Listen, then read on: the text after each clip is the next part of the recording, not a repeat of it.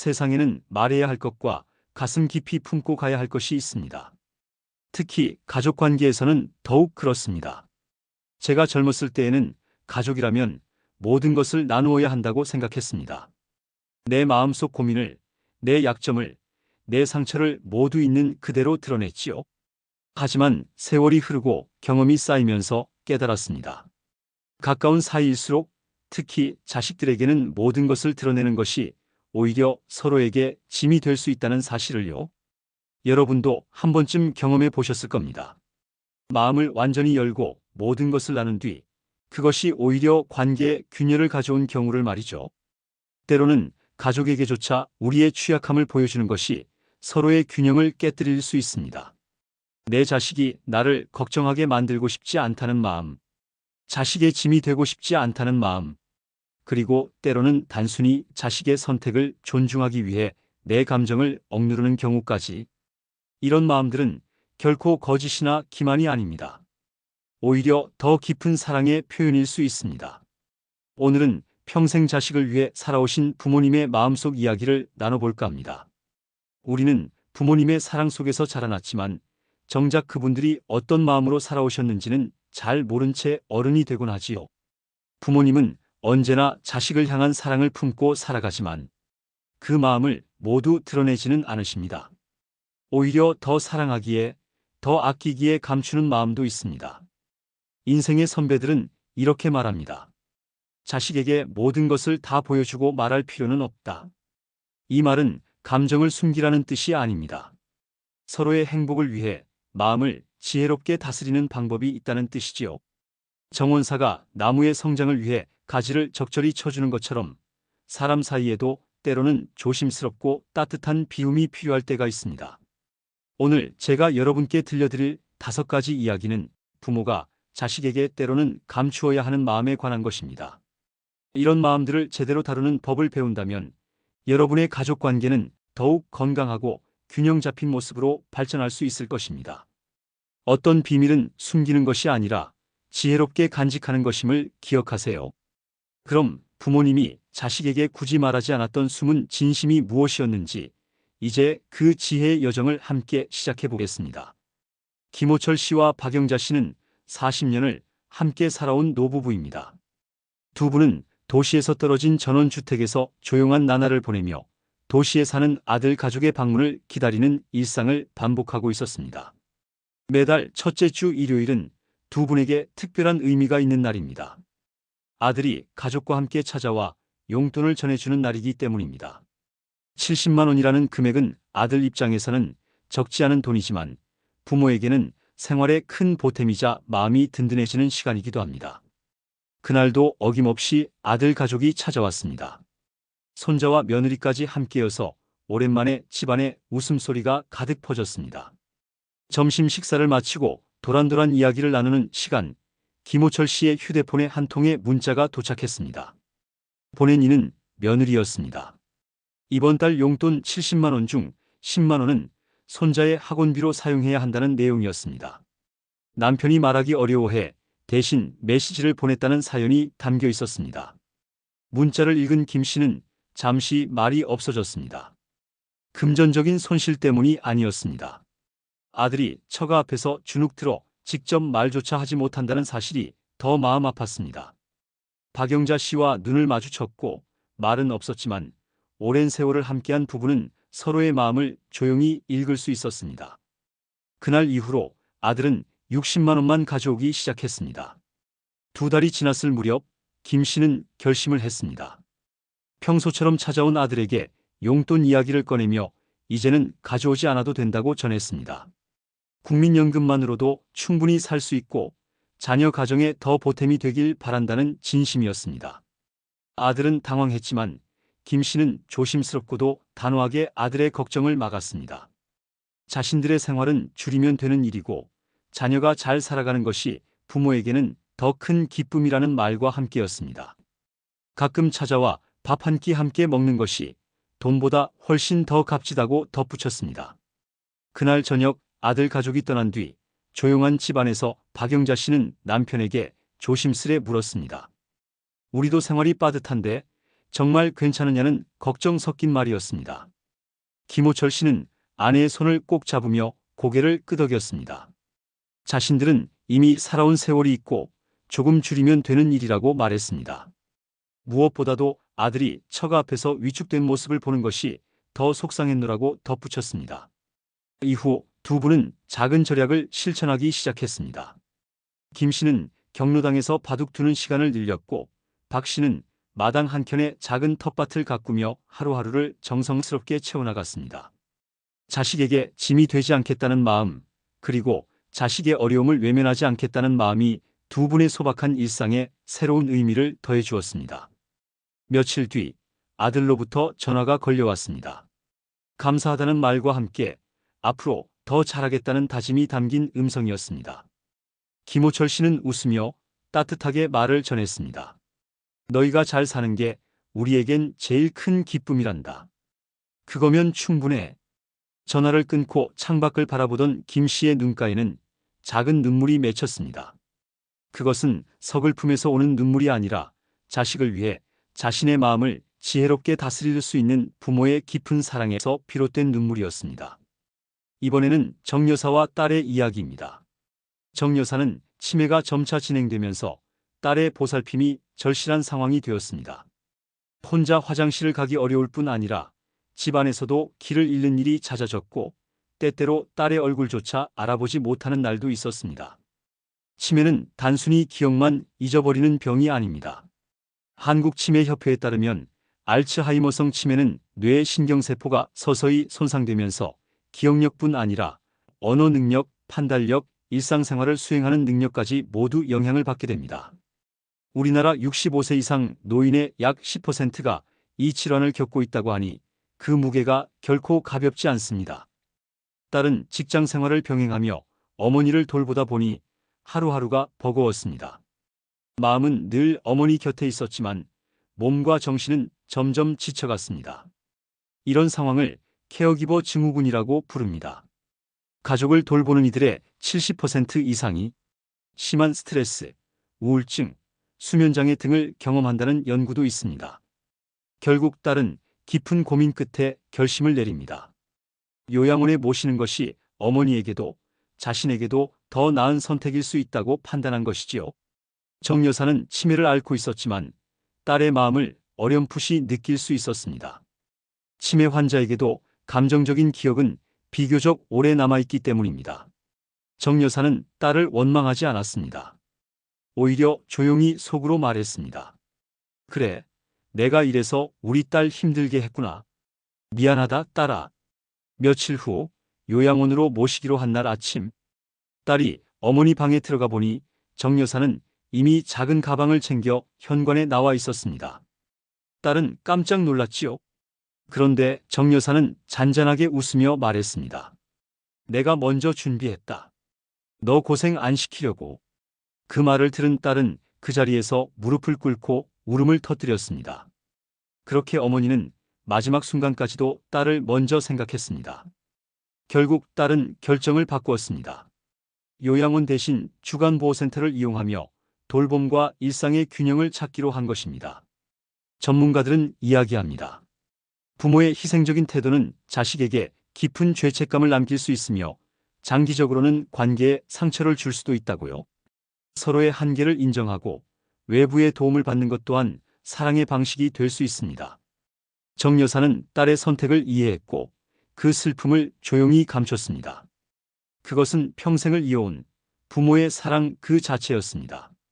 이번에는 은퇴한 최 교수님의 이야기입니다.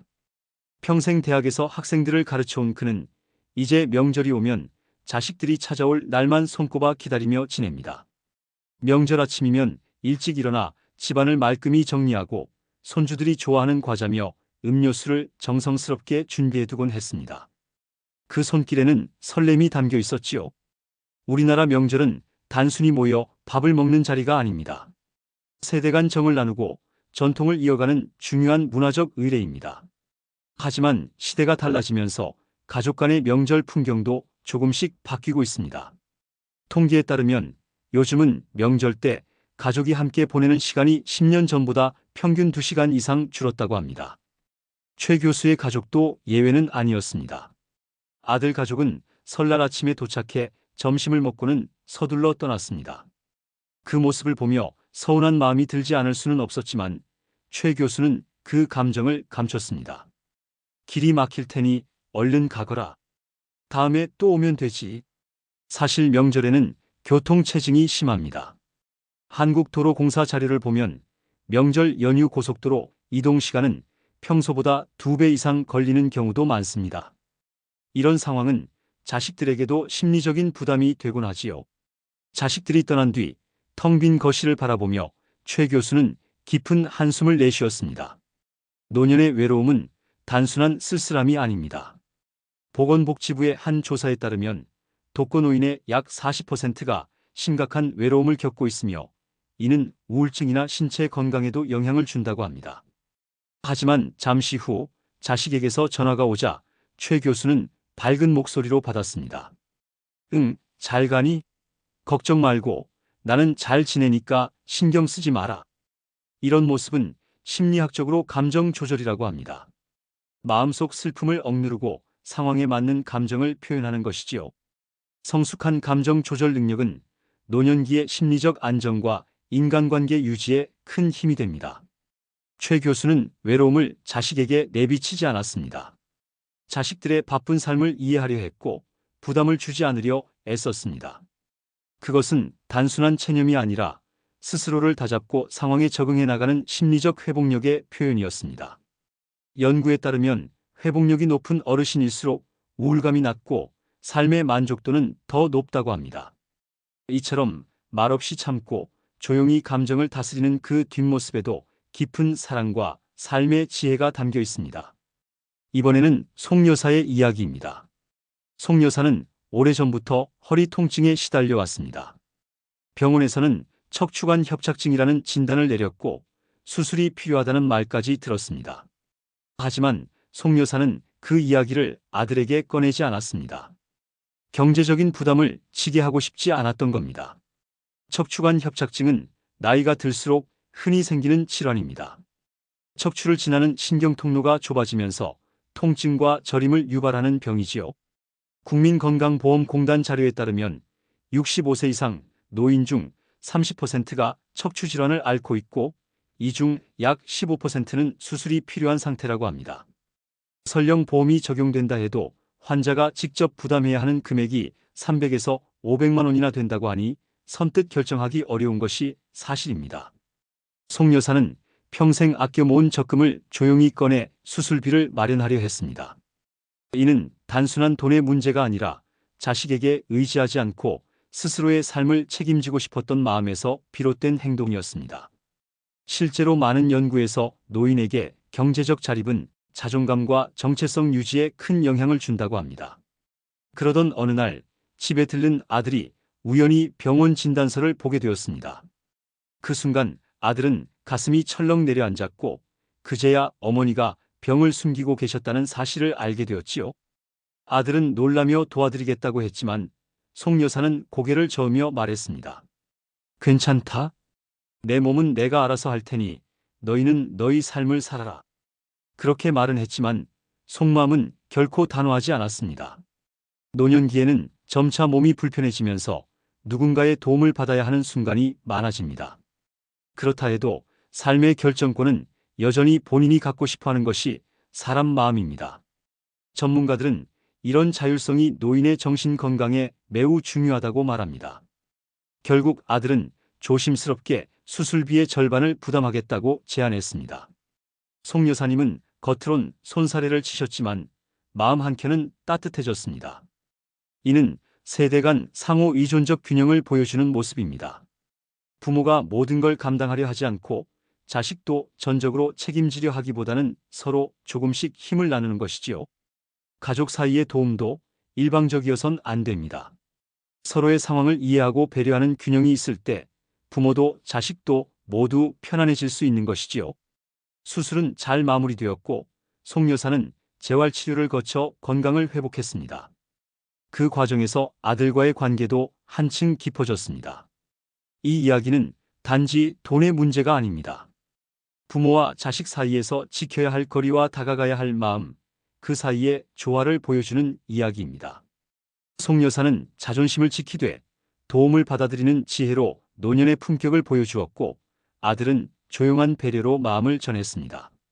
그렇게 두 사람은 서로의 인생을 조금 더 깊이 이해하게 되었죠. 이번엔 박 선생님의 이야기입니다. 박 선생님은 중학교에서 국어를 가르치다 은퇴한 분이었습니다. 교단에서 보낸 30년은 늘 바쁘고 보람찬 나날이었지만 은퇴 후의 일상은 조금 달랐습니다.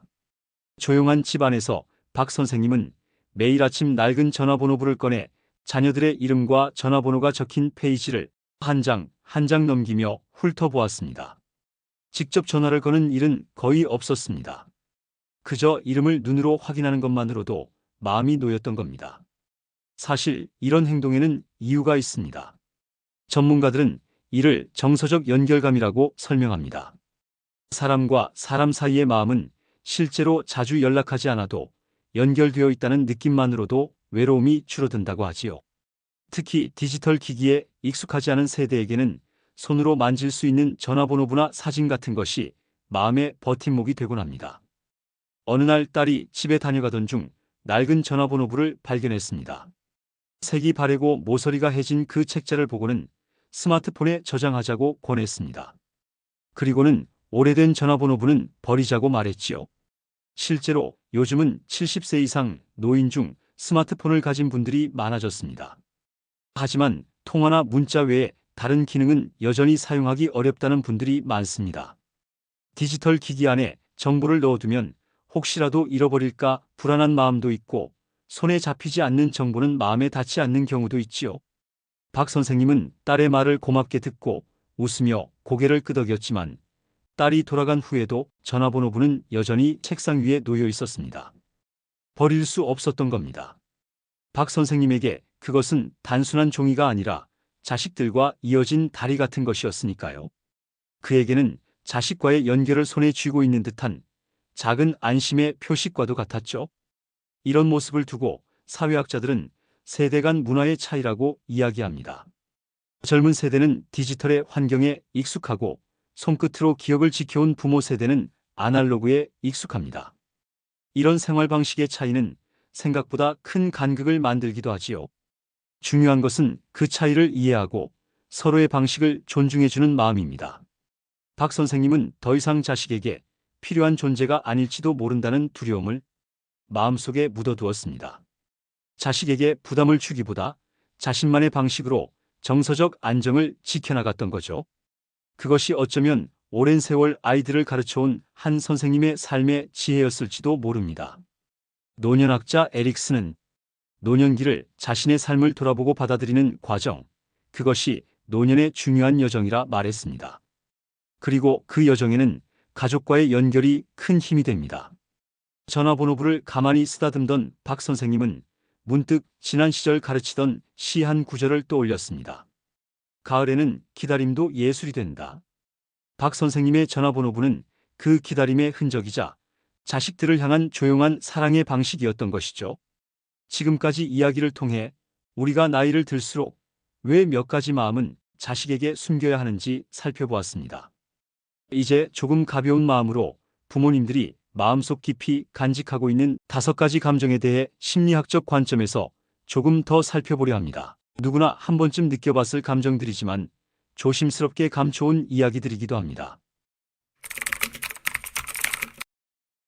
부모라면 누구나 자식이 잘 되길 바라는 마음을 품고 살아갑니다. 하지만 자식이 우리의 기대에 미치지 못할 때 실망스러운 마음이 드는 것도 사람이라면 어쩔 수 없는 일이지요. 하지만 이 실망을 너무 표현해버리면 자식도 큰 짐을 지게 됩니다. 하버드대 가족심리학 연구에 따르면 부모의 지나친 기대나 비현실적인 기준은 자녀에게 큰 부담을 주고 결국 부모와 자식 사이의 관계에도 긴장을 만들 수 있다고 합니다. 실망감을 드러내는 대신 현실적인 기대를 가지는 것이 중요합니다. 꿈꾸던 직장에 들어가지 못했다고 낙담할 필요는 없습니다. 자식이 선택한 길을 있는 그대로 존중하고 먼 길을 돌아가더라도 자신의 삶을 찾아가는 과정 자체를 응원해주는 태도가 필요합니다. 이 아이도 자기만의 속도와 길이 있겠구나 하고 마음을 내려놓으며 내 기대를 조금씩 덜어주는 거지요. 그게 오히려 자식의 마음을 더 살찌우게 합니다. 전문가들도 이렇게 이야기합니다. 부모의 기대가 자녀에게 무언의 압박으로 작용할 수 있습니다. 실망감을 표현하기보다는 자녀의 선택을 지켜봐주는 인내심이 필요합니다. 자식에게 작은 도움을 청하다가 눈치껏 물러난 적 있으십니까? 나이가 들수록 몸은 예전 같지 않고 자연스레 자식의 손을 빌릴 일이 많아집니다. 하지만 자식에게 짐이 되고 싶진 않은 마음 또한 커지지요. 이런 마음이 겹쳐질 때 비참함이라는 감정이 찾아옵니다. 한국노인실태조사에 따르면 65세 이상 어르신 중 약 25%는 자식에게 부담이 되는 것에 대한 두려움을 갖고 있다고 합니다. 부담이 될까봐 라는 마음은 생각보다 많은 부모님들이 품고 계십니다. 이 부딪힘을 풀어내는 방법으로 전문가들은 상호 의존적 관계를 이야기합니다. 무조건 자식에게 의지하려 하지도 모든 걸 혼자 감당하려 하지도 말고 서로 주고받으며 균형을 찾아가는 관계입니다. 부모가 평생 쌓아온 경험과 지혜를 나누고 자식은 현실적인 도움과 지원으로 보답하는 것이지요. 일방적으로 의지하고 있는지 서로 필요한 만큼 주고받고 있는지 스스로 돌아보는 지혜가 필요합니다. 이런 관계 속에서 부모와 자식 모두 서로에 대한 마음이 더 깊어지고 상황을 더 편안하게 받아들일 수 있습니다. 나이가 들어갈수록 외로움은 점점 삶 가까이에서 머뭅니다. 특히 혼자 사는 어르신들은 더 큰 외로움과 마주하곤 하지요. 언제 날짜도 모르는데 이런 건 자식한테 말해야 하나? 아니면 그냥 참고 넘어가야 하나? 보건복지부 자료에 따르면 65세 이상 독거 어르신의 약 40%가 심각한 외로움을 느끼고 있으며 이는 우울증이나 심혈관 질환과 같은 건강 문제로도 이어질 수 있다고 합니다. 하지만 이 외로움을 자식에게만 풀어내려 하면 자식 또한 무거운 마음을 짊어지게 됩니다. 자식에게 부담을 주지 않으면서도 외로움을 덜어낼 방법은 사회적 관계를 넓히는 것입니다. 동네 복지관의 모임, 가까운 친구와의 차 한잔, 취미 활동 등을 통해 또래와 어울리며 서로의 마음을 나누면 마음의 허전함이 한결 가벼워집니다. 노년학자 로버트 버틀러는 이렇게 말하기도 했습니다. 성공적인 노년기는 다양한 사회적 관계 속에서 만들어진다. 자녀에게만 의존하지 않고 여러 관계를 이어가는 삶이 몸과 마음의 건강을 지키는 길이다. 살아오면서 쌓아온 자존심과 체면은 부모로서의 정체성을 지켜주는 중요한 요소입니다. 그래서인지 생활 속 어려움이 있어도 쉽게 말을 꺼내지 못하고 스스로 해결하려는 마음이 앞서기도 하지요. 하지만 가끔은 도움을 받는 게 오히려 자존심을 지켜주는 일이 될 때도 있습니다. 특히 한국 사회에서는 오랫동안 부모는 자식에게 의지하지 않는다는 가치관이 깊게 자리 잡혀 있었습니다. 하지만 모든 어려움을 혼자 감당하다 보면 결국 몸과 마음의 건강을 해칠 수 있습니다. 때론 적절한 도움을 요청하고 받아들일 줄 아는 지혜가 오히려 삶의 질을 높여주기도 하지요. 모든 부분에서 독립을 고집하기보다 스스로 할 수 있는 것과 누군가의 도움이 필요한 것을 구분해 선택적으로 도움을 수용하는 태도가 필요합니다. 예를 들어 재정적인 부분은 자식에게 도움을 받더라도 일상 속 작은 결정들은 스스로 지켜나가는 식입니다. 이렇게 균형을 맞추는 것이 존엄성과 자립심을 유지하는 건강한 방법입니다. 그러니 집안 청소야말로 믿었던 이웃에게 도움을 청하거나 무거운 짐은 자식에게 맡겨보세요. 자존심은 느슨하게, 사랑은 가볍게 주고받는 것이 노년을 더 평안하게 해줄 겁니다. 나이가 들수록 문득 마음을 스치는 감정이 있습니다. 내가 과연 여전히 필요한 사람일까? 내가 사라지면 남는 건 무엇일까? 내가 이 집에서 필요 없어진 것 같다는 느낌은 아마 공포 그 자체로 느껴질 수도 있습니다. 이런 마음은 누구나 한 번쯤 겪는 자연스러운 두려움이니까요. 노년학자 에릭 에릭슨은 노년기의 중요한 과제를 자아통합이라고 설명했습니다. 자신의 삶을 있는 그대로 받아들이고 그 안에서 의미를 찾아가는 과정이지요. 이 두려움을 이겨내기 위해 가장 좋은 방법은 자신이 걸어온 길과 경험을 다음 세대에 전하는 것입니다. 삶의 경험과 지혜를 자식에게 전하거나 손주들에게 이야기를 들려주는 것만으로도 그 가치는 충분히 남을 수 있습니다. 자신이 살아온 이야기를 기록으로 남기고 오래된 사진첩을 정리하며 기억을 되새기는 것 모두가 삶을 정리하고 의미를 되찾는 소중한 과정입니다. 그렇게 함으로써 우리는 여전히 세상에 남아있는 중요한 존재라는 사실을 깨닫게 됩니다. 전문가들도 말합니다. 의미 있는 노년기를 위해서는 받는 존재에서 주는 존재로 나아가는 전환이 필요하다. 자신의 경험과 지혜를 나누면서 존재의 가치를 다시금 확인할 수 있다. 이런 마음을 감추는 일이 때때로 너무 힘들게 느껴질 때도 있습니다. 그런 순간에는 다음 5가지 작은 실천이 큰 도움이 될 수 있습니다. 첫째, 자신만의 취미를 가지는 것입니다. 글을 써보거나 그림을 그리거나 하루에 한 번 조용히 산책을 하는 것만으로도 마음이 정돈될 테니까요.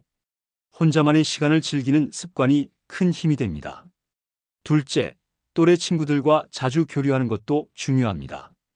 비슷한 삶의 경험을 나누면서 서로에게 위로와 용기가 되어줄 수 있습니다. 주기적으로 안부를 묻는 전화 한 통도 좋습니다. 셋째, 감사일기를 써보세요.